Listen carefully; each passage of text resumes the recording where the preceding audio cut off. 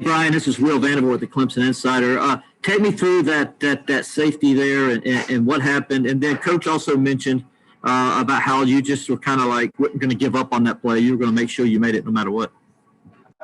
I mean, yeah, it was a great call by Coach V. I mean, it was perfect. He caught an X stunt and he slid the protection the opposite way. So Miles got in there and disrupted something. And I come around. It was just a running back standing there.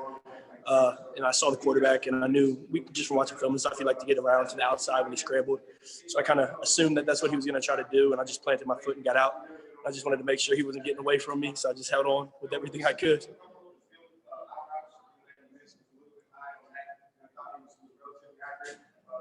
What was working different for you guys in the second half? Coach mentioned how he thought you guys kind of just grew up today. That's kind of what it kind of came down to.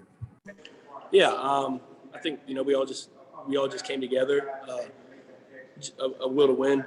We just came together and knew what we had to do, and just executed the game plan that we had from the beginning. We just started executing it, and we started winning like those 50-50 plays, and just we were working really hard out there. So.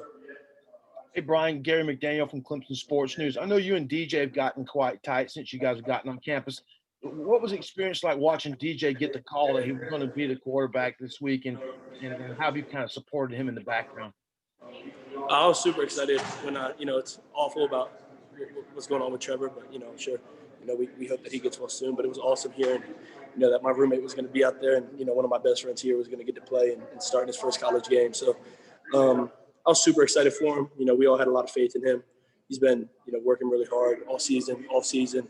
Been here since January, so it's a lot of time to learn the playbook. He spends a lot of time in the film room, and I knew he was prepared and ready. So I was just excited to see him go out there and do what we all knew he could.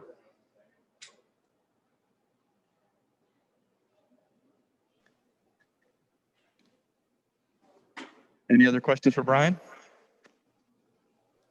Bryan Bresee, Rob Gilchrist, WCRS 1450 AM, 98.5 FM. What was said amongst the defense, especially the front seven, going into that fourth quarter in the huddle, or just as the game wore on, especially in that second half? We were just focusing on getting stops and giving our offense the best opportunity they could to go down and score and just do what they had to do. So, we were all really, kind of amped up and ready to play. So, we were just talking about we had to execute whatever play was called. We had to be perfect. BC was a really good team. So just execution and being where we needed to be at the right time. We all just went out there knowing what we had to do.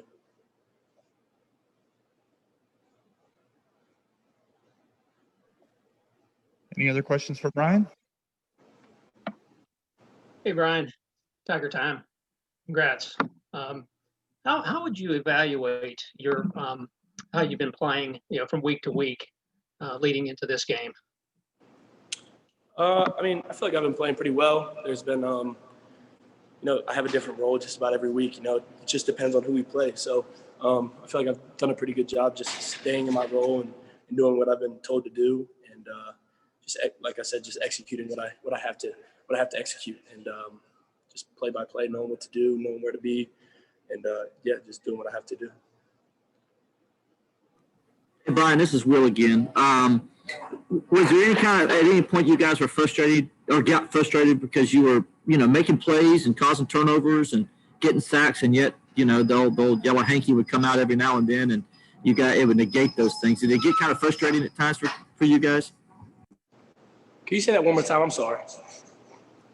Guys, did it get frustrating at times for you guys, when you would make a play and you get a turnover, but yet then there'll be a penalty that would negate that? That's always frustrating when that happens, when there's a good play, but our mentality was just on to the next play. So you can't go back in time and fix it. You just got to keep playing. So, there's nothing you can do about it.